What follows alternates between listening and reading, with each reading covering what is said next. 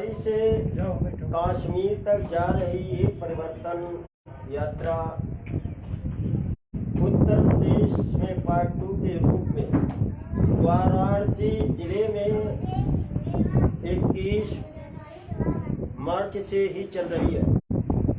और साथियों, अभी कल ये ईवीएम बंडापुर राष्ट्रव्यापी परिवर्तन यात्रा अम्बेडकर नगर में बहुत बड़े पैमाने में कार्यक्रम संपन्न हुआ।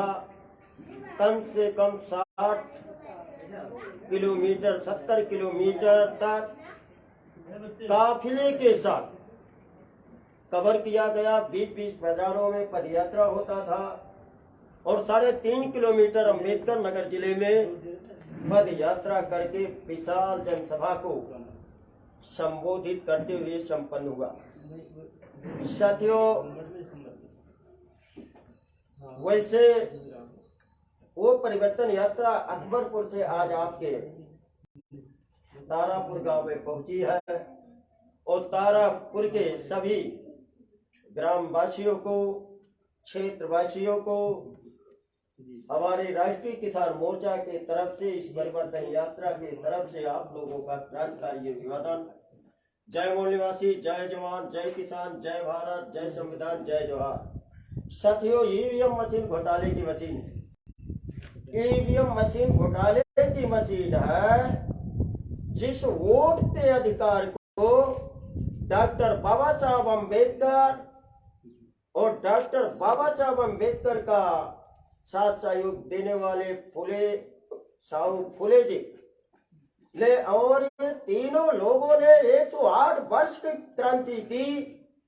पढ़ने लिखने का अधिकार दिया। Idea of reservation Jyotirao Phule, implementation of reservation Sahu ji Maharaj, policy of reservation doctor Baba Saheb Ambedkar.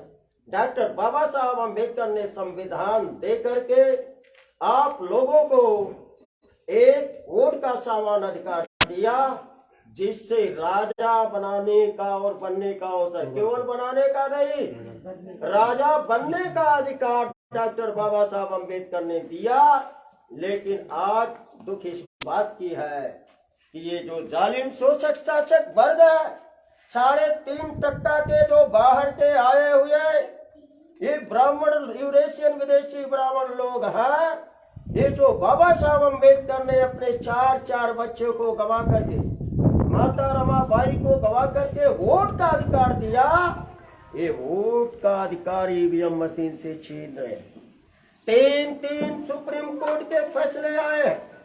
8 अक्टूबर 2013 याची डॉक्टर सुब्रमण्यम स्वामी भाजपा का बड़ा नेता था, एडवोकेट भी थे, डॉक्टर भी थे। इन्होंने 2009 4 से 9 में घोटाला किया, 9 से 4 में घोटाला किया।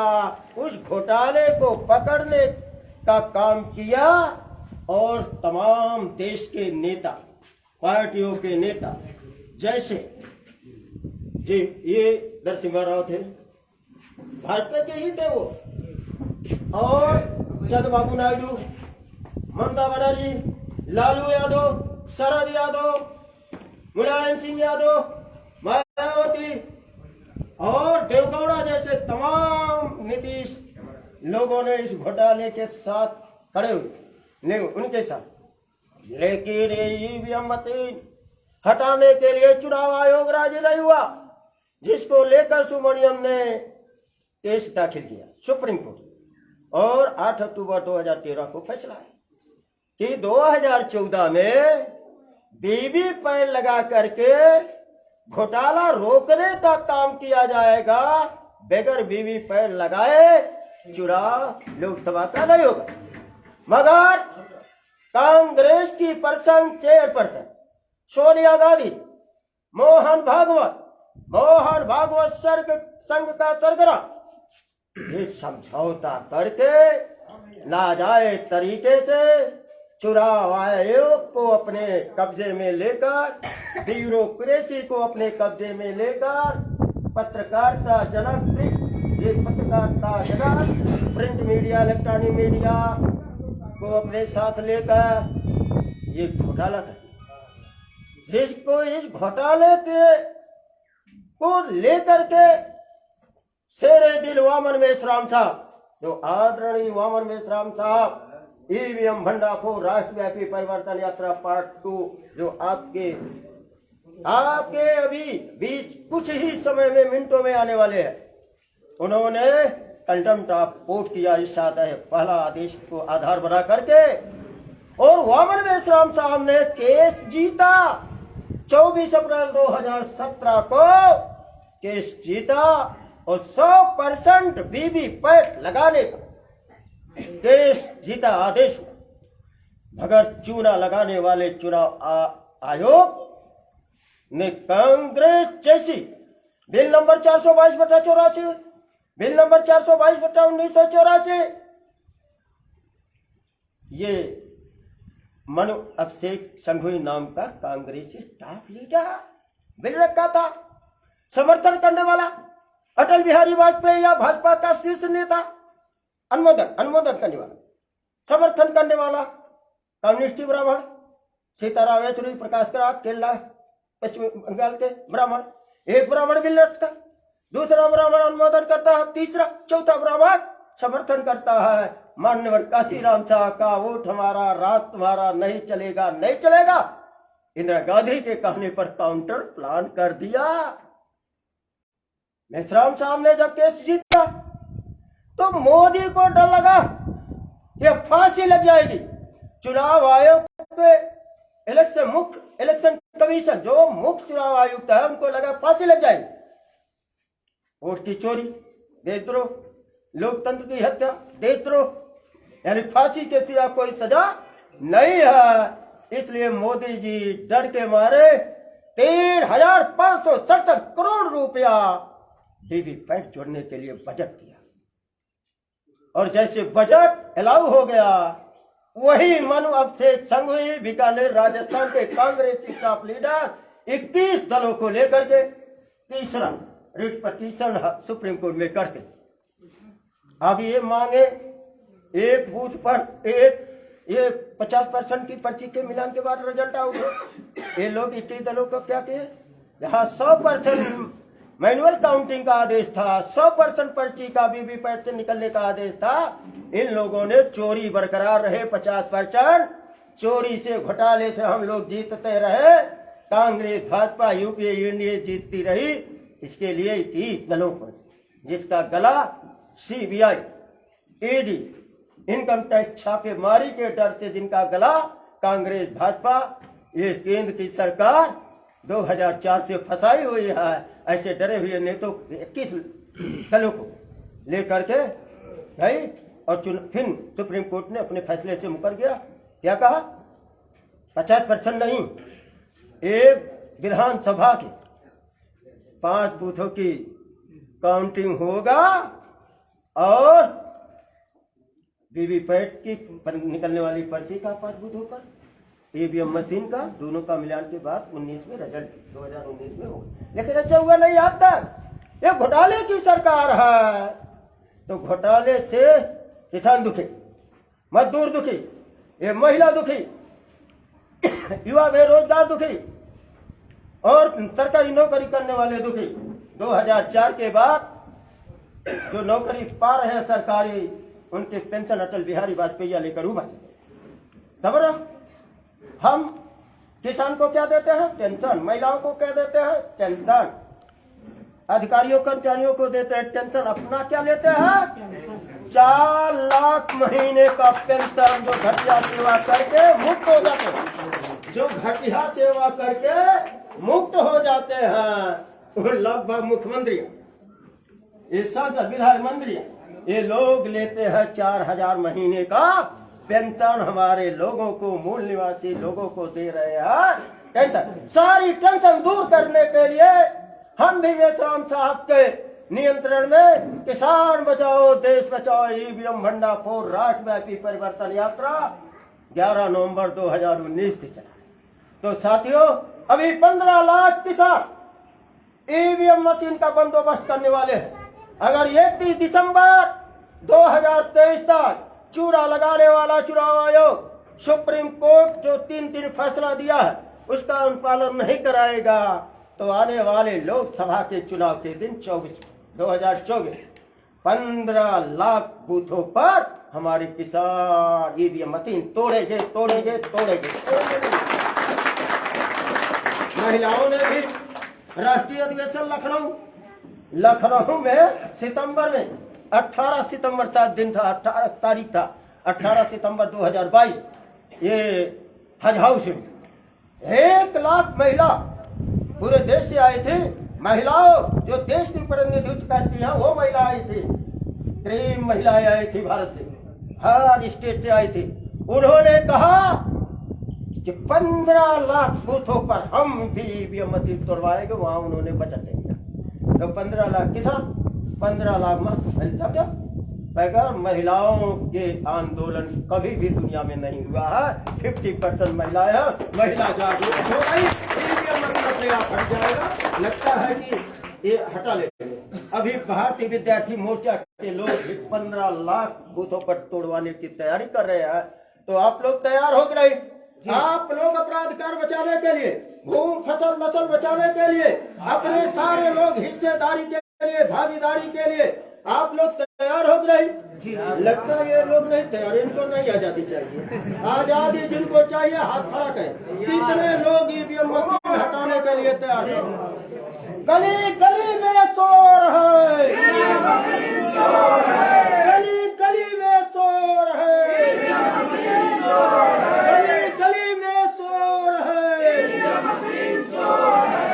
ईवीएम मशीन तोड़ेंगे, ईवीएम मशीन तोड़ेंगे। आप सभी लोगों को पुनः क्रांतिकारी अभिवादन। जय मूल निवासी, जय किसान, जय भारत, जय जवान, जय संविधान। एक एक मुट्ठी अनाज अपने अपने घर से इकट्ठा करो। महीने में 1 किलो, साल का 12 किलो, 12 किलो साल में आप लोग देने के लिए तैयार हो जी? कितने लोग तैयार हैं? अगर भूमि फसल नस्ल बचाना है, 100% अपना अधिकार हाना है, तो आप लोगों को, आप लोग अपने अपने गांव में इकट्ठा करोगे कि नहीं करोगे? आप लोगों ने ईवीएम मशीन का बंदोबस्त करने के लिए समर्थन किया, मेषराम साहब के हाथ को मजबूत किए। अब संघ की पीठ हम लोग मजबूत करेंगे आने वाले दिन में। धन्यवाद। सुधीरनाथ जी जो राष्ट्रीय, अरे जब तक साहब नहीं आवे तब तक, जब तक साहब नहीं आ जाओ बोलते रहो, साहब आ जाएंगे बैठ जाओ। सुधीरनाथ ये साथियों भारत मुक्ति मोर्चा मेषराम साहब के साथ साथ चल रहे पूरे। साथियों आपके बीच में उपस्थित है माननीय सुधीर नाग सर। तो आप राष्ट्रीय प्रचारक भारत मुक्ति मोर्चा के हैं। मैं सबसे निवेदन करता हूं कि सर ईवीएम भांडाफोड़ राष्ट्रव्यापी परिवर्तन यात्रा के संदर्भ में अपनी बात रखें। चलिए जोरदार ताली इनके लिए।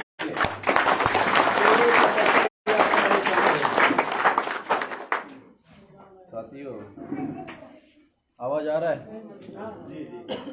ये जो यात्रा चलाई जा रही है, ये यात्रा भारत मुक्ति मोर्चा, बहुजन क्रांति मोर्चा, इसके माध्यम से ये ईवीएम भंडाफोड़ यात्रा पूरे भारत भर में चलाई जा रही है। ये यात्रा कन्याकुमारी से कश्मीर तक ये यात्रा चलेगी। इसके पहले ये यात्रा जो है, अभी जो यात्रा निकाली जा रही है, ये यात्रा पार्ट 2, ये दूसरा पार्ट है। इसके पहले जो यात्रा निकाली गई थी, ये कश्मीर से कन्याकुमारी का प्लान था और वो निकाली जा चुकी थी लगभग आंध्र प्रदेश तक। कश्मीर से आंध्र प्रदेश, आप लोगों को शायद यहाँ बहुत सारे लोगों को आंध्र प्रदेश का नाम भी मालूम नहीं होगा। तो ये यात्रा आंध्र प्रदेश मतलब तमिलनाडु का जो लास्ट बॉर्डर है कन्याकुमारी, वहाँ तक निकालने का प्लान था, मगर कोविड के कारण ये यात्रा 2019 26 जून 2019 से यात्रा निकाली गई थी।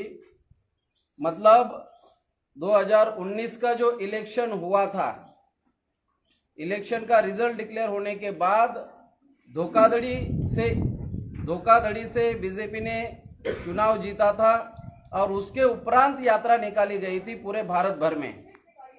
तो वो यात्रा लगभग 12 मार्च 2020 तक वो यात्रा चली पूरे भारत भर में, और उसमें सारा पूरे इंडिया में इस यात्रा के दौरान माननीय वामन मेश्राम साहब के नेतृत्व में ये यात्रा निकाली गई थी, और इसके दरमियान सारे पूरे इंडिया के लोगों को ये जागृति का अभियान, ये ईवीएम के बारे में, ईवीएम भंडाफोड़ करने के बारे में, ये सारा अभियान के तहत ये आंदोलन चलाया गया। राष्ट्रव्यापी परिवर्तन यात्रा पार्ट 1 इस तरह से ये चलाया गया। और अभी ये सेकंड टर्म है, ये दूसरा पार्ट है, वो कन्याकुमारी से कश्मीर तक। पहला पार्ट क्या था? कश्मीर से कन्याकुमारी, और अभी क्या है? कन्याकुमारी से कश्मीर तक। ये पूरे भारत भर में आने वाला जो चुनाव है, वो चुनाव को ध्यान में रखते हुए ये यात्रा निकाली जा रही है। इसके पीछे का जो सबसे बड़ा उद्देश्य है, ये उद्देश्य को आप लोगों को समझाना चाहूंगा।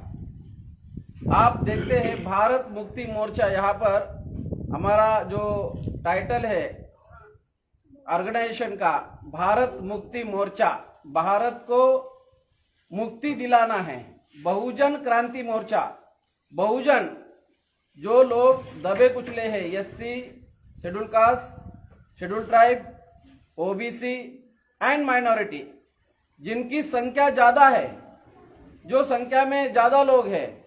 कांशीराम साहब बोलते थे, आपके यूपी में कांशीराम साहब ये बताते थे कि ये जो पाठ है, इस पाठ का हम यूज क्या करते हैं लिखने के लिए? ये पाठ का इसके ऊपर ये बैठ जाता है। ये कितना परसेंट दिखाई देता है? और ये 85।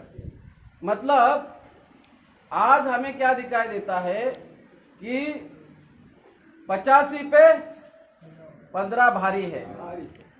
85 पे इसका काम क्या है? मतलब जो मेहनत करने का जो काम है, वो मेहनत कौन कर रहा है? मेहनत का काम बहुजन समाज के लोग कर रहे हैं। बैठने का काम कौन कर रहा है? इसके ऊपर बैठने का काम कौन कर रहा है? 15% वाले। तो यही आंदोलन कांशीराम साहब ने चलाया, और यही आंदोलन बहुजन क्रांति मोर्चा के नाम से हम लोग चला रहे हैं। भारत मुक्ति मोर्चा का मतलब क्या है? भारत को मुक्त करना है। किससे मुक्त करना है? तो भारत को जो 2000 साल से 3000 साल से जो शासक है, जो कम संख्या वाले लोग हैं, जो अल्पसंख्यक लोग हैं, अल्पसंख्यक लोग बहुसंख्यक लोगों पर शासन नहीं कर सकते। अल्पसंख्यक लोग बहुसंख्यक लोगों पर शासन नहीं कर सकते। मगर यहाँ क्या दिखाई दे रहा है? अल्पसंख्यक लोग बहुसंख्यक लोगों पर शासन कर रहे हैं। अल्पसंख्यक लोग बहुसंख्यक लोगों पर शासन कर रहे हैं। हमें देखने को ये मिला, जब 108 साल का जो संघर्ष हुआ, वो संघर्ष क्या था? हमारे महापुरुषों के द्वारा जो संघर्ष इंडिया में, जो संघर्ष निर्माण हुआ, जो संघर्ष हुआ, उस संघर्ष के बदौलत हमारे लोगों को पढ़ने लिखने का अधिकार मिला। ऐसे हजारों अधिकार मिले संघर्ष के कारण। 108 साल का संघर्ष, मतलब जब यहाँ इंडिया में ब्रिटिश लोग थे, ब्रिटिश का शासन काल 200 साल का लगभग होगा। वो 200 साल के समय काल में क्या हुआ? जो दबे कुचले लोग थे, 2000 साल से 3000 साल से जो लोग दबे कुचले लोग थे, उनको ब्राह्मणों की व्यवस्था के विरोध में जो एससी के लोग हैं, एसटी के लोग हैं, ओबीसी के लोग हैं, माइनॉरिटी के लोग हैं, उन लोगों ने ब्राह्मणों की व्यवस्था के विरोध में संघर्ष करना शुरू किया और उसका नतीजा क्या हुआ? 108 साल का संघर्ष का नतीजा क्या हुआ? हमें ये देखने को मिलता है 108 साल के संघर्ष का नतीजा हमें संविधान, भारत का संविधान निर्माण होता है हमारे महापुरुषों के संघर्ष के बदौलत। और संविधान निर्माण होने के बाद, संविधान लागू होने के बाद, जैसे कि जो आंदोलन चल रहा था इंडिया में, वो आंदोलन क्या चल रहा था? गांधी के द्वारा, कांग्रेस के द्वारा, नेहरू के द्वारा जो आंदोलन इंडिया में चल रहा था, जो भारत में जो आंदोलन चल रहा था, वो आंदोलन क्या था?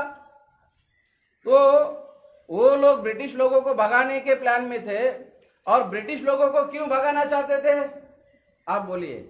ब्रिटिश को लोग अपना शासन कर सकें। ब्रिटिश को क्यों भगाना चाहते थे? तो वो विदेशी थे, बराबर है, वो विदेशी थे, ब्रिटिश लोग विदेशी थे। तो गांधी ने, कांग्रेस ने, नेहरू ने नारा क्या लगाया? One country is not fit to rule another country. एक कंट्री दूसरे कंट्री पर राज नहीं कर सकती। एक कंट्री कौन है? ब्रिटिश। दूसरी कंट्री कौन है? इंडिया। आप हमारे ऊपर राज नहीं कर सकते। तो कॉमन लोगों को क्या बताया? फ्रीडम ऑफ द कंट्री, देश की आजादी, देश की आजादी, देश की आजादी। दो बातें मैं आपको यहां समझाना चाहूंगा। एक क्या बताया?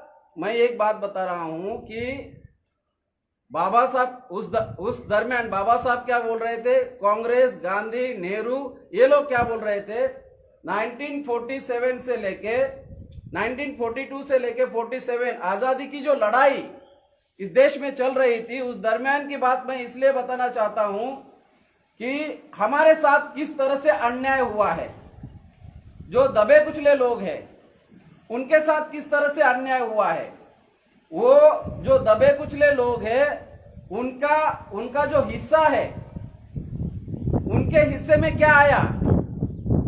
जो संख्या में बहुसंख्यक लोग हैं वो शासन सत्ता में भागीदारी होनी चाहिए थी उनकी, लेकिन आज उनके हाथ में क्या आया है? इसलिए यह बताना जरूरी है कि कांग्रेस के लोग स्लोगन लगा रहे थे, गांधी जी स्लोगन लगा रहे थे, ब्रिटिश लोगों के विरोध में नेहरू स्लोगन लगा रहे थे। क्या?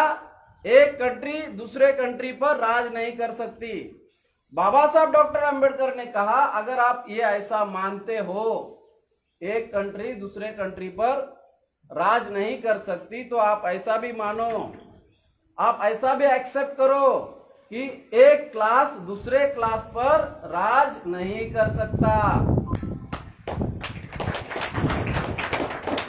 बाबा साहब क्या बताना चाहते थे?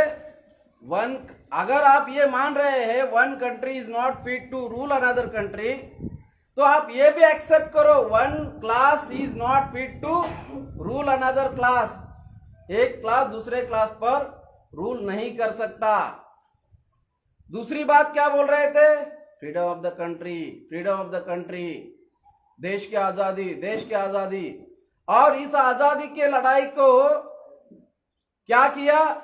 बाहर के जो कंट्री है, यूरोपियन कंट्री है, अमेरिकन लोग है, यूरोपियन लोग है, यहां आपका जो सबसे बड़ा सूबा है उत्तर प्रदेश, सबसे बड़ा प्रदेश है, भारत का सबसे बड़ा प्रदेश है, और यहां सबसे बड़ा आंदोलन में सक्रिय थे।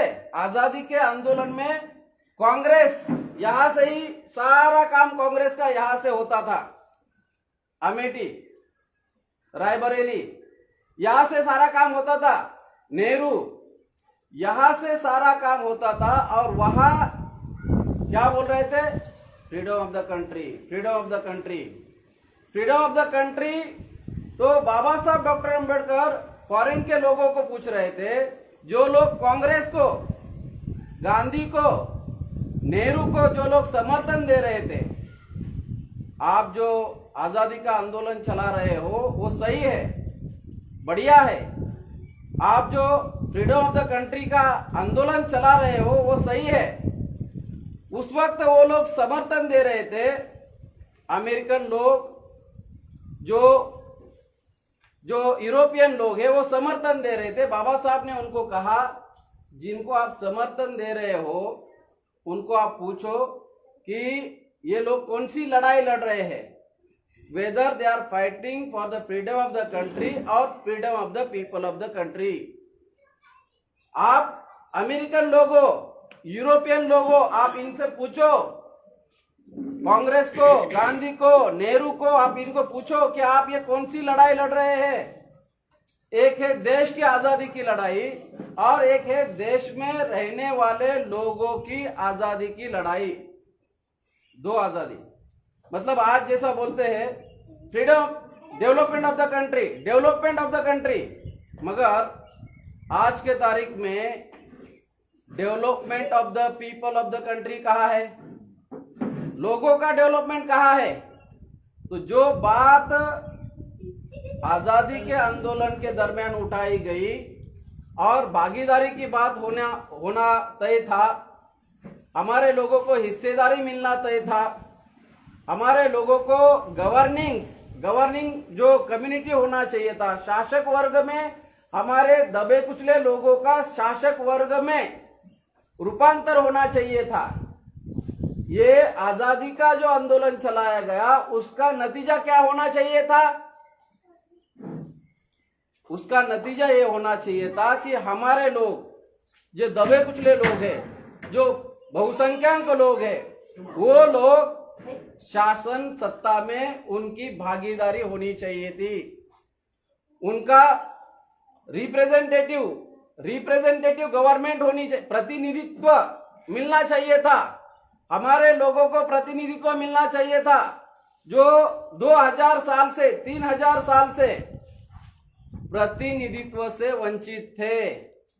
जिन लोगों को, जो दुनिया में जो भी शासक होता है, दुनिया में जो भी शासक होता है, शासक के लिए शासक की तीन जो विशेषता होती है, वो विशेषता क्या है शासक की?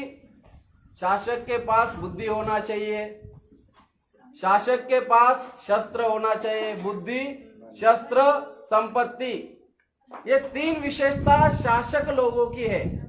शासक वर्ग निर्माण होने के लिए दुनिया में अगर कोई शासक बनना चाहता है तो ये तीन विशेषता है। क्या है? बुद्धि, शस्त्र, संपत्ति। हमारे लोगों को स्कूल, कॉलेज, यूनिवर्सिटी में पढ़ाया जाता है फूड, क्लोथ, शेल्टर, ये बेसिक नीड है। फूड, रोटी, कपड़ा, मकान, ये बेसिक नीड है, ऐसा पढ़ाया जाता है। रोटी, कपड़ा, मकान, ये बेसिक नीड, ये मूलभूत फंडामेंटल चीजें बताई जाती है। लेकिन अगर ये बेसिक नीड है तो ये ब्राह्मण, क्षत्रिय, वैश्य को भी मिलता था 2000 साल से, और हमारे लोगों को भी मिलता था। तो वो लोग फॉरवर्ड क्यों, हम लोग बैकवर्ड क्यों? तो बेसिक चीज क्या था 2000 साल में जो हमें मिला नहीं, वो क्या था? जो 2000 साल हमें वंचित रखा, उपेक्षित रखा, 2000 साल हमारे साथ हमें बुद्धि, शस्त्र, संपत्ति से वंचित रखा, डिनाई किया 2000 साल। तो शासक बनने के लिए दुनिया में जो भी कौम शासक बनना चाहती है, उसके पास ये तीन चीजों की रिक्वायरमेंट है। शासक बनने के लिए अगर आपके पास बुद्धि है तो शासक बन सकते हैं। अगर आपके पास शस्त्र है, बुद्धि, शस्त्र, संपत्ति, ये केवल किसके पास था? किसके पास था? ये शासक वर्ग के पास। और जो शूद्र और अनटचेबल लोग थे उनके पास, उनको ये 2000-3000 साल उनको इनसे वंचित रखा। शूद्र का मतलब गुलाम होता है। तो इस तरह से जो दबे कुचले लोग हैं 2000 साल से, लंबे अरसे से, जिनको अधिकार वंचित रखा।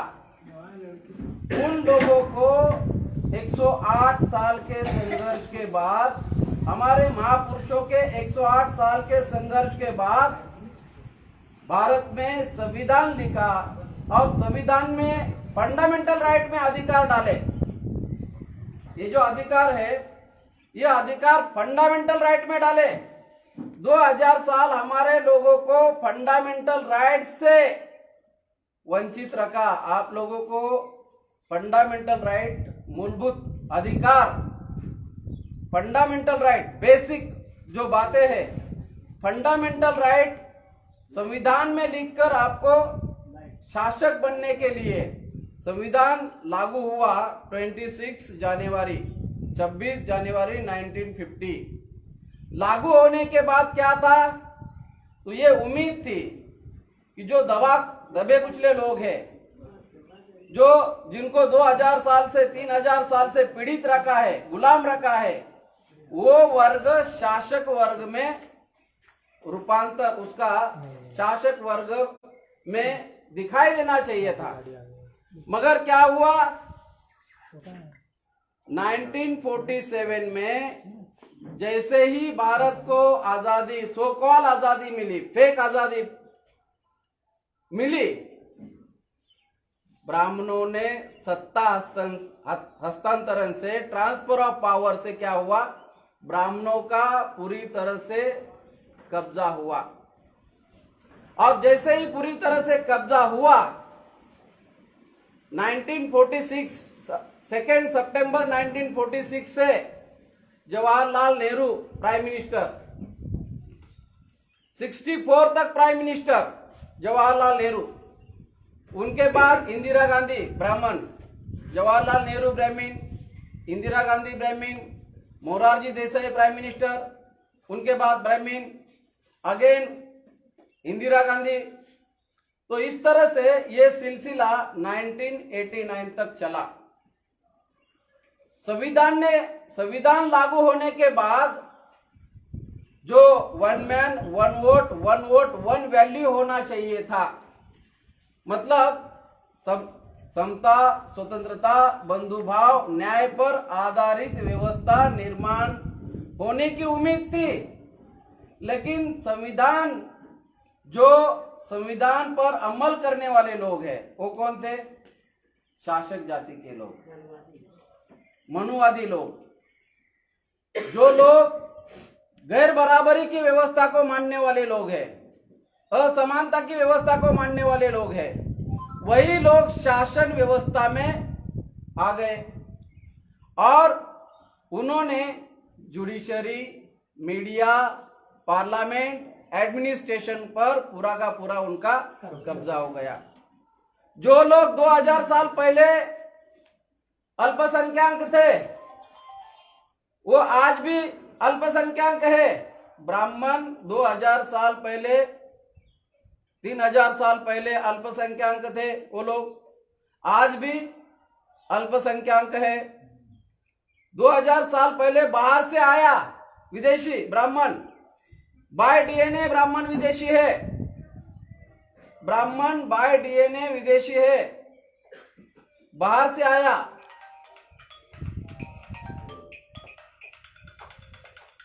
बाहर से आने के बाद जाति व्यवस्था का वो सारा मैं इतना डीप में जाना नहीं चाहूंगा।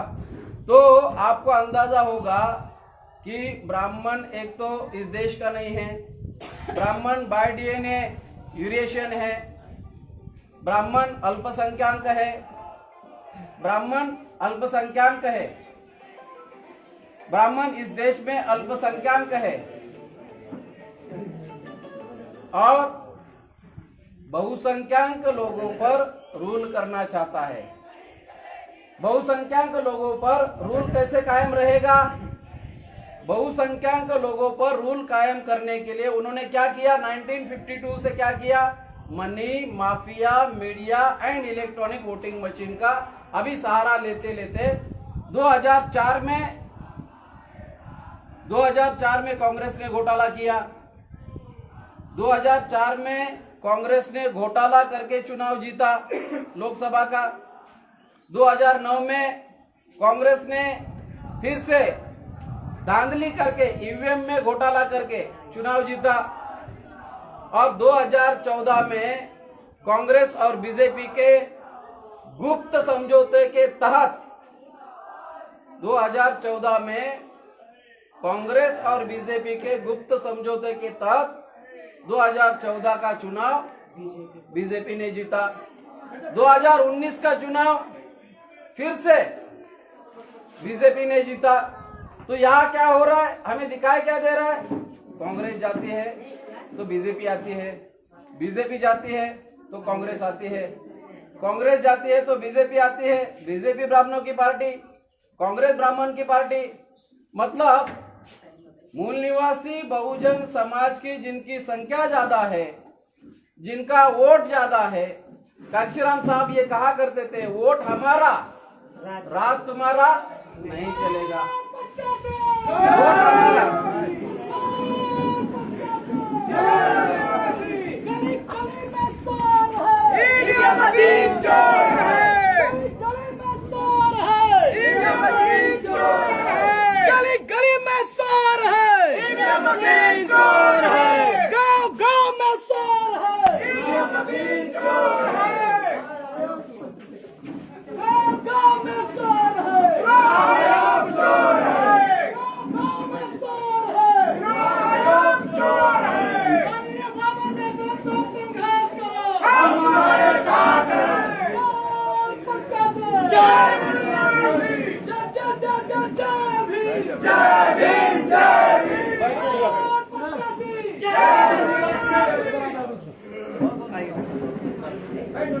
आप चालू रखो, कार्यक्रम चालू रखो 5 मिनट और।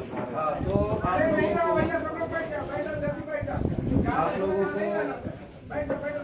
कांग्रेस ब्राह्मण का पार्टी, बीजेपी ब्राह्मण का पार्टी, सीपीएम ब्राह्मण का पार्टी, सीपीआई ब्राह्मण का पार्टी, तृणमूल कांग्रेस ब्राह्मण का पार्टी, आम आदमी पार्टी बनिया का पार्टी। तो आपको ये दिखाई देता है 2004 के बाद हमें ये दिखाई देता है कि 3% ब्राह्मण का 5-5, 6-6 नेशनल लेवल का पार्टी। यह ऐसे कैसे संभव है?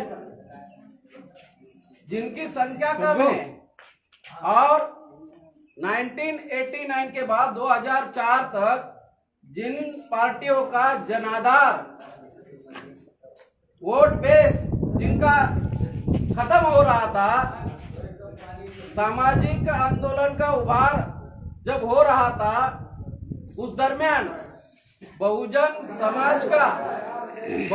समाज बनने की प्रक्रिया भारत में जब शुरू हुई, उसका नतीजा क्या दिखाई दिया? भारत के लोगों के अंदर राष्ट्रीय नेतृत्व निर्माण होने की संभावना और बहुजन समाज निर्माण होने की प्रक्रिया जब हमें दिखाई देती है तो आ जाइए।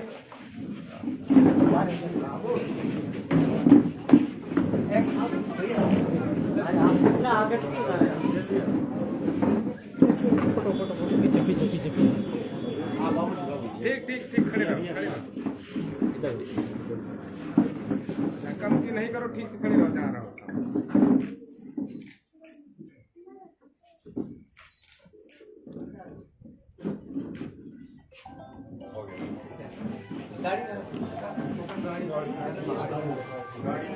गाड़ी वही पकड़ लो,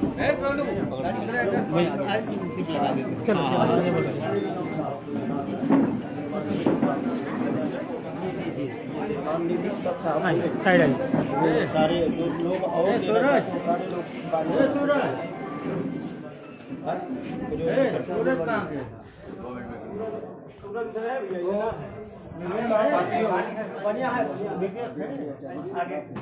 साथियों, तो हमें दिखाई देता है कि अल्पसंख्यक लोगों का शासन सत्ता में किस तरह से उन्होंने कब्जा बरकरार रखा है।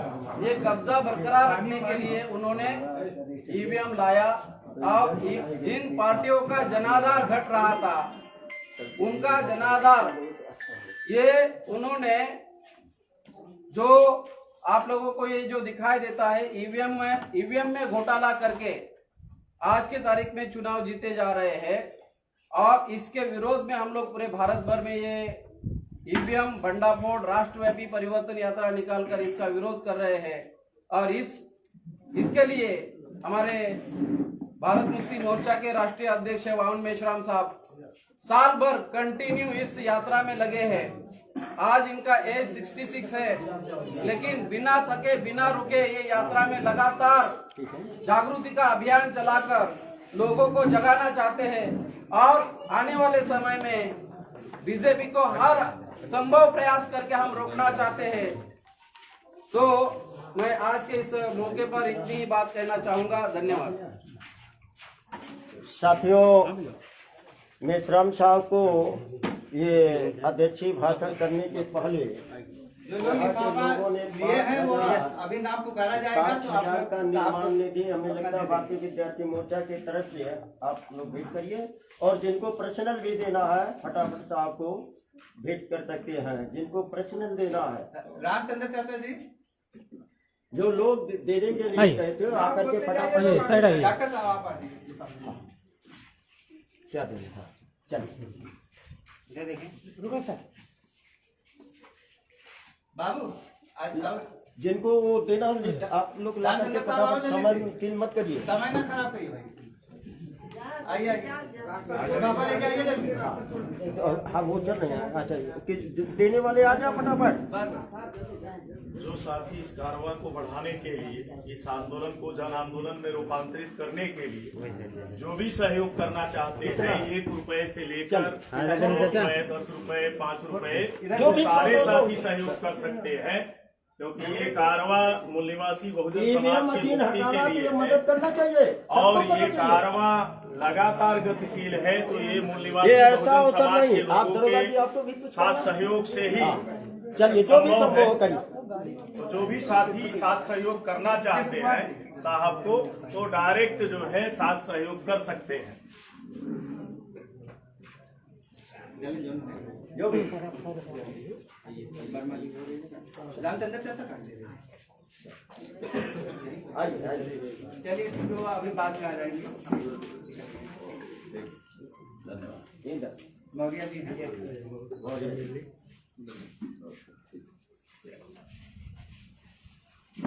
आपकी तरफ से हो गया सबका? जी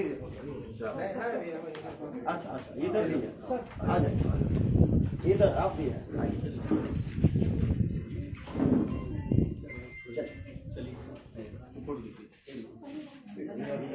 चलिए आप भी आ जाइए।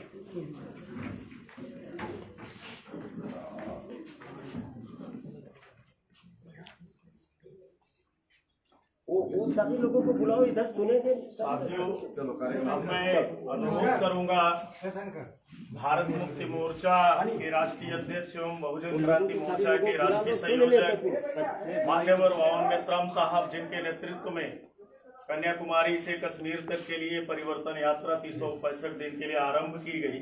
वो परिवर्तन यात्रा आज आपके उत्तर प्रदेश के फैजाबाद जनपद में आ चुकी है और माननीय राष्ट्रीय अध्यक्ष जी का आगमन हो चुका है आपके इस ग्राम सभा के अंदर। तो मैं अनुरोध करूंगा माननीय राष्ट्रीय अध्यक्ष जी को कि आज के इस मौके पे उपस्थित लोगों को लोकतंत्र को बचाने और इस देश को बचाने की और इस देश की एकता और अखंडता को बचाने की जो लड़ाई पूरे देश में चल रही है आपके नेतृत्व में, तो हम सभी का मार्गदर्शन करें माननीय राष्ट्रीय अध्यक्ष भारत मुक्ति मोर्चा।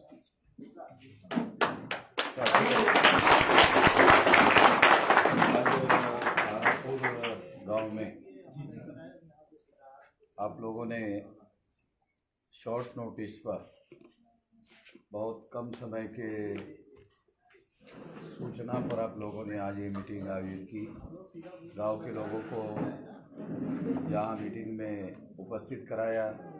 तो सबसे पहले तो मैं आप सभी लोगों का धन्यवाद ज्ञापन करता हूँ कि एक अच्छा काम आप लोगों ने किया।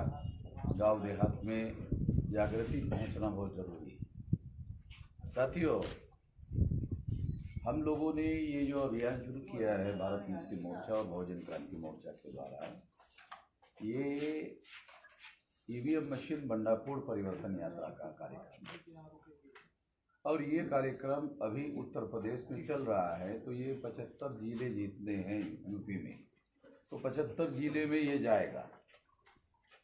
मगर केवल ये उत्तर प्रदेश के हद तक कार्यक्रम नहीं है, ये कार्यक्रम उत्तर प्रदेश जैसे 31 प्रदेश है, 31 प्रदेश है, वो 31 प्रदेश में जाएगी ये परिवर्तन यात्रा और 674 जिलों में जाएगी। 365 दिन में ये कार्यक्रम सारे देश भर में चलेगा, मतलब साल भर चलेगा। 21 फरवरी 2023 से ये शुरू हुआ तो 21 फरवरी 2024 तक चलेगा, 365 दिन तक चलेगा। तो ये बहुत बड़ा अभियान है, बहुत बड़ा जागरण का, महाजागरण का अभियान है। उसके साथ साथ 6500 तहसीलें हैं सारे देश भर में, तो उसमें से 6000 तहसील में भी इस तरह का कार्यक्रम ये चलने वाला है। जो संगठन के दूसरे स्तर के जो नेता हैं वो इस तरह का कार्यक्रम सारे देश भर में चलाने वाले हैं। तो ये इस तरह का एक बहुत बड़ा बृहद कार्यक्रम है और ये कार्यक्रम इसलिए चलाया जा रहा है कि ईवीएम मशीन के माध्यम से आप लोगों के वोटों की चोरी हो रही है। अगर आपके घर में चोरी हुई तो आपके घर की धन संपदा चोरी हो जाती है। मगर ये जो वोट की चोरी है ये छोटी मोटी धन संपदा की चोरी नहीं है। पहले क्या होता था कि रानी के पेट से राजा पैदा होता था। तो 26 जनवरी 1950 को संविधान ने रानी के पेट से राजा पैदा होने की जो व्यवस्था थी उसे खत्म कर दिया कि अब जो है वो आम आदमी जो है, साधारण आदमी जो है वो राजा अपने वोट के आधार पर चुनेंगे, राजा बनाएंगे। तो ये अधिकार 26 जनवरी 1950 को संविधान के द्वारा आप लोगों को जो वोट का अधिकार दिया गया है, उस वोट के अधिकार में 2 अधिकार शामिल हैं। नीति उनसे राजा चुनने का, राजा बनने का। तो ज़्यादातर हमारे लोग इस अधिकार का उपयोग राजा चुनने के लिए करते थे, यानी दूसरे लोगों को राजा बनाते थे। ये काशीराम जी के आंदोलन के माध्यम से काशीराम जी ने ये प्रयास किया और उन्होंने ये जागृति लोगों के अंदर फैलाई कि केवल हम दूसरों को राजा चुनने के अधिकार उपयोग नहीं करेंगे, बल्कि अपने लोगों को राजा बनाने के लिए भी वोट के अधिकार का उपयोग करेंगे। तो काशीराम जी के प्रयास की वजह से उत्तर प्रदेश में मायावती को उन्होंने राजा बनाने का काम किया। तो वोट का जो अधिकार है उसमें 2 अधिकार निहित है, एक राजा चुनने का, एक राजा बनने का। वोट का अधिकार नहीं है। वोट का अधिकार राजा चुनने का अधिकार है, राजा बनने का अधिकार है। अब अगर ये वोट का अधिकार आपका चोरी हो गया तो भिखारी बनाने का कार्यक्रम है हम लोगों को। जो राजा चुनने के अधिकारी थे उन लोगों को भिखारी बनाने का कार्यक्रम है। एक तो ये बहुत भयंकर बात है। दूसरा, वोट के अधिकार से जब आपके विधायक और सांसद चुने जाते हैं, उसके द्वारा देश का प्रधानमंत्री और मुख्यमंत्री चुना जाता है और उसके द्वारा सारे देश भर में विकास के कार्यक्रम चलाए जाते हैं। अब देश का 1 साल का बजट जो है भारत सरकार का 42 लाख करोड़ का है। 42 लाख करोड़ का मतलब है 5 साल में 200 लाख करोड़। मतलब ये कितना आंकड़ा होता है गांव के लोगों को समझने के लिए बहुत मुश्किल हो जाएगा, क्योंकि हमारे लोगों को लाख रुपया गिनती करना बोले तो थोड़ा सा मुश्किल मामला है। करोड़ तो बहुत मुश्किल मामला है। तो इसलिए इसको मैं ज़्यादा अंदर नहीं ले जाना चाहता हूँ, क्योंकि ये खामखा टेंशन पैदा करेगा। मैं केवल इतना ही कहना चाहता हूँ कि ये जो वोट का अधिकार है, ये वोट के अधिकार के ऊपर संविधान में जो तमाम अधिकार बाबा साहब अम्बेडकर ने दिए हैं, अगर वोट का अधिकार खत्म हो जाता है, जैसे ये बिल्डिंग है, ये बिल्डिंग जो है ये पाए के पत्थर पर खड़ी, मान लो 2 मंजिले की बिल्डिंग है, 4 मंजिले की बिल्डिंग है, या शहरों में 10-10 मंजिले की बिल्डिंग होती है, वो बिल्डिंग ये पाया होता है, उसका नींव होती है।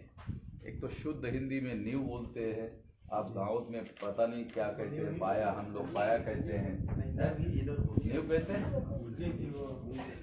नींव पत्थर नहीं, पिलर एक अलग चीज है। नींव जो है, जैसे ये दीवार आप बना रहे ना, तो जमीन में क्या करते हैं, जमीन में खोदते हैं, 2-4-5 फीट जो है खोदते हैं, और उसके ऊपर फिर दीवार बनाते हैं, तो उसको नींव बोलते हैं, बुनियाद। हाँ, नींव बुनियाद जो है। तो उस तरह से वोट का अधिकार, ये संविधान में जो हमारे तमाम अधिकार है, उसमें नींव का पत्थर है। वोट का अधिकार नींव का पत्थर है। अगर नींव का पत्थर अगर नहीं हुआ तो ये बिल्डिंग खड़ी नहीं हो सकती। उसी तरह से आपके तमाम संवैधानिक अधिकार जो है, यदि वोट का अधिकार खत्म हो गया तो आपके सारे के सारे अधिकार अपने आप ही खत्म हो जाएंगे, क्योंकि नींव अगर कमजोर हो गई, नींव अगर ढह गई तो बिल्डिंग खड़ी नहीं रह सकती। उसी तरह से वोट का अधिकार जो नींव का पत्थर है, अगर वो खत्म हो गया तो इस पर जो बिल्डिंग खड़ी की गई है वो भी खत्म हो जाएगी, वो भी अधिकार खत्म हो जाएंगे। इस बात को ध्यान में रखते हुए हम लोगों ने वोट की चोरी करने वाली जो मशीन है उनको बंद करवाने के लिए सारे देश भर में जागरण कर रहे हैं। ऐसा नहीं है कि ये मुझे लगता है इसलिए मैं कह रहा। सुप्रीम कोर्ट ने 8 अक्टूबर 2013 को ये बात कही कि ईवीएम मशीन के द्वारा फ्री, फेयर एंड ट्रांसपेरेंट चुनाव नहीं हो सकता। फ्री यानी भ्रष्टाचार मुक्त नहीं हो सकता, फेयर यानी निष्पक्ष नहीं हो सकता, ट्रांसपेरेंट यानी पारदर्शी नहीं हो सकता। यानी ये तीनों शब्दों को मिलाकर एक शब्द बनाया जा सकता है कि ईवीएम के द्वारा घोटाला करके चुनाव होता है। यदि ऐसा है, और ऐसा सुप्रीम कोर्ट खुद कह रही है, जो भारत के संविधान के अनुसार सबसे बड़ी अदालत है, और सबसे बड़ी अदालत के द्वारा लिया गया जो निर्णय होता है उसे संविधान के अनुसार कानून का दर्जा हासिल है। इसका मतलब यह है कि सुप्रीम कोर्ट ने जो कहा कि ईवीएम में घोटाला होता है तो वो फाइनल है, फाइनल है। सुप्रीम कोर्ट के ऊपर कोई कोर्ट नहीं है। तालुका की कोर्ट का फैसला जिला कोर्ट में बदल सकता है, सुप्रीम कोर्ट का फैसला नहीं बदल सकता, क्योंकि उसके ऊपर कोई कोर्ट नहीं है। इसलिए जो मैं कह रहा हूं ईवीएम में घोटाला होता है वो मैं नहीं कह रहा हूं, सुप्रीम कोर्ट का कहना है। और उन्होंने वो सारी बातें छानबीन करने के बाद कही, उनके पास जो एविडेंस गए, सबूत गए, उसकी छानबीन करने के बाद उन्होंने ये बात कही। इसलिए इसके बारे में किसी प्रकार की कोई किंतु परंतु मन में नहीं है, और इस वजह से सारे देश भर में हम लोग जागरण करने के लिए लेंगे, और इस सारे देश भर में हम कार्यक्रम कर रहे हैं। अगर ये गलत बात होती तो पुलिस वाले हमें करने नहीं देते, रोक देते, नहीं आप गलत कह रहे हो, आपको परमिशन नहीं दी जा सकती, ऐसा पुलिस वाले बोलते। मगर जब सुप्रीम कोर्ट का ही, मैं तो साथ में मेरे गाड़ी में सुप्रीम कोर्ट के जजमेंट की कॉपी लेकर ही चल रहा हूँ, सुप्रीम कोर्ट की कॉपी लेकर ही चल रहा हूँ। मैं हर जगह दिखाता हूँ ये सुप्रीम कोर्ट के जजमेंट की कॉपी है, और जजमेंट की कॉपी में ये लिखा हुआ है, और जिस किसी को कॉपी चाहिए वो कॉपी हमसे ले सकते हैं। तो इस वजह से सुप्रीम कोर्ट ने अगर निर्णय दिया है तो अब इसमें किसी प्रकार का कोई डाउट नहीं। तो इसके विरोध में सारे देश भर में पहले दौर पर तो जागरण करना होगा, और जागरण के बाद समर्थन लेना होगा, और उसके बाद भारत बंद करने की हमारी योजना है। तो इस योजना में आप लोग साथ सहयोग करेंगे। इस मौके पर मैं इतना ही कहना चाहता हूँ। कार्यक्रम नहीं, आप लोगों ने यह मीटिंग रखी तो कुछ बातें आप लोगों को बताई जाए। अब जो बातें मैंने आपको बताई 5-10 मिनट में, उसी पर मैं 1 घंटा जो बड़ा कार्यक्रम हो रहा है वहाँ उसी पर 1 घंटा सारी बातें समझाऊंगा, मगर यहाँ कोई मेल बड़ा कार्यक्रम जो है मेन कार्यक्रम यहाँ नहीं है जी। यहाँ मैं आया हूँ तो आप लोगों ने मीटिंग रखी है, तो मुझे लगा कि आप लोगों को भी कुछ बातें, थोड़ी बातें जरूर कही जानी चाहिए। आगे हमारा कार्यक्रम है, जाना होगा। दे दीजिए मगर आइए फटाफट जिनको देना है दे दीजिए। ये आंदोलन के लिए निधि लगेगा बगैर। आओ चलो लो प्रणाम।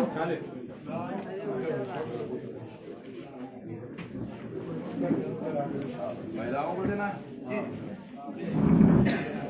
उधर देखिए।